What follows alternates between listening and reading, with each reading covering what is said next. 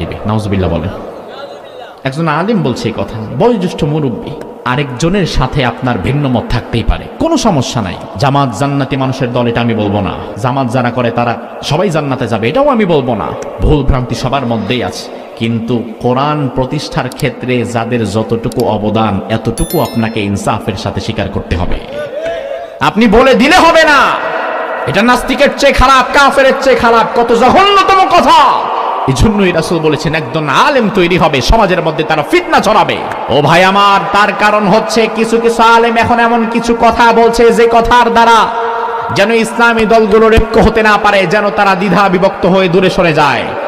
তার কারণ ইসলামী দলগুলো যদি বাংলাদেশে কোনোদিন এক কাতারে দাঁড়িয়ে যায়, জামাত, হেফাজত, খেলাফত, জমিয়ত, তরিকত, ইসলামী আন্দোলন সহকারে সব ইসলামী দলগুলো যদি কোনোদিন বাংলাদেশে এক কাতারে দাঁড়িয়ে যায়, ওই দিন ইসলামের বিপ্লব কেউ ঠেকাতে পারবে।